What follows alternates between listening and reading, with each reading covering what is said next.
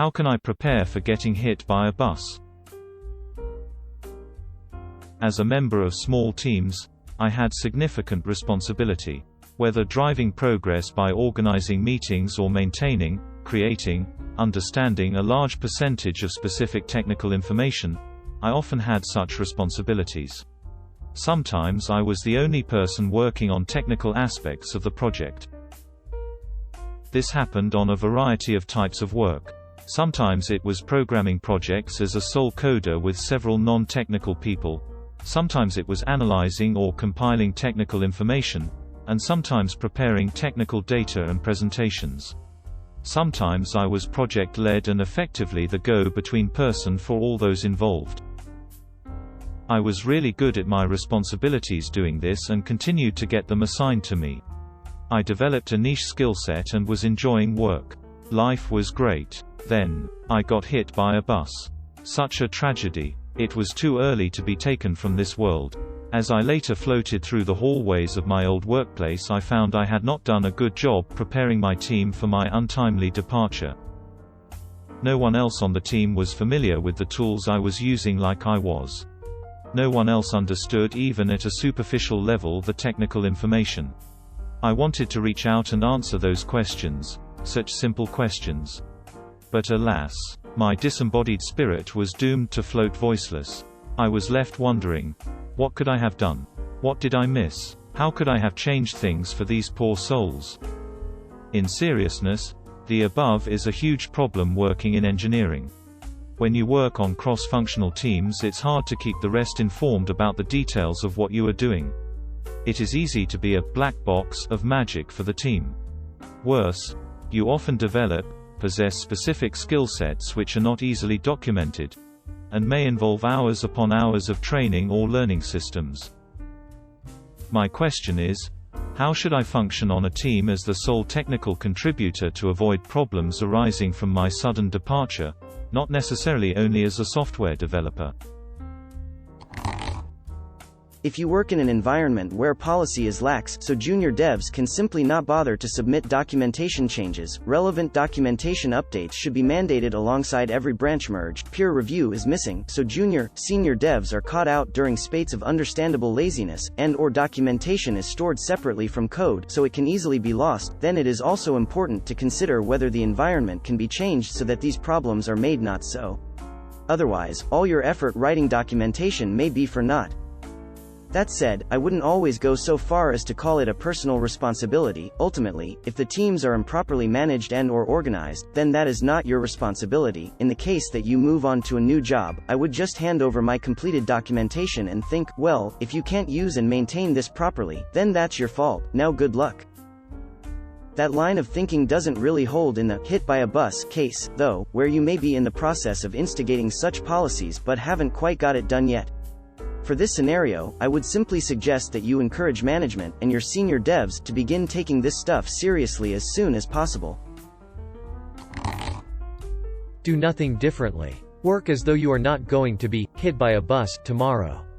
The hit by a bus problem is an organizational problem and not something that needs to be explicitly addressed in your own work objectives. Your coworkers and management should be thinking about it, but I think it is too much to expect individual contributors to work as though they might literally be gone tomorrow. If management is oblivious to the potential problems here, it means they're totally out of touch, or maybe you're not as indispensable as you thought. At best, if you're generous, you might want to remind key people and leads about having backup in case of emergency. But in an era where corporations throw careers under the bus at a whim for the sake of short-term profit, how much should you really care? Diligent engineering practices resolve many of the issues of the hit by a bus dilemma. Going above and beyond that to the point of being ready for immediate and permanent disappearance will create a lot of overhead for the individual contributor. It sounds like the environment described by the op could benefit by simply better practices and staffing. There is no need for him to work as though he might vaporize at any minute. If you're working as a contractor, I would say that this is 100% on your employer.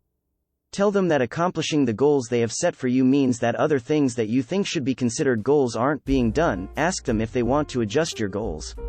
They may well tell you to carry on as is, since your time is expensive and they want the best short-term value for money. If you're working as an employee, you may have more leeway to plan for succession, or possibly there is an expectation that you are doing it already. Still, bring it up with your team lead or manager, as they need to know about the problem and how you are, and think you should be, spending your time. Some things to that would help in planning for succession. Everyday processes should be documented to some extent, but it's likely that other people in your team follow the same processes and could teach them to a newcomer. If you don't all use similar processes, that is a current problem that should be resolved. Get together, debate which way is best, come to some standard, consensual or forced from above, and use the standard. Congratulations, that standard can go in your documentation for the newcomer. Important things that are communicated via email, meetings, or casual conversations need to make it into a shared resource, anything from a folder of documents on a shared drive to a wiki. There's this strange belief, at least where I've worked, that if something is sent via email to all members of a team, then forevermore that team will know the thing. This doesn't take into consideration that team makeup changes and that any training, if it even happens, will never transfer all knowledge, only a subset of frequently used knowledge. Possibly software-specific, document clearly counterintuitive processes or design decisions. It is important to identify that the process is recognized to be counterintuitive and why it is so, regardless. For instance, if your client asked you to do something that seems incorrect, I'm not a domain expert, but are you sure you want to do that, and you explained why you thought it was incorrect and they confirmed it was what they wanted. Even better if they explained why, then the reasons why you thought it was incorrect and the explanation of why it was correct should be documented. That the software functions to specifications isn't going to be enough for a replacement. They will have the same question as you did.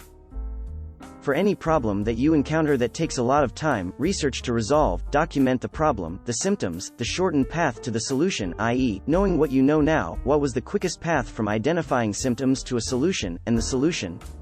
Symptoms are really important to your replacement, because they will hit them before they fully grasp the problem. The previous point is even more important with regards to legacy systems, like libraries or platforms, where new versions are being released but not used in your product. Problems you encounter in your version, or even worse, in interactions between several legacy systems, may be solved in future versions, and so the very existence of the flaw will fade from public knowledge, until it is almost impossible to find information about it. What would you answer to this question? Please write under this video.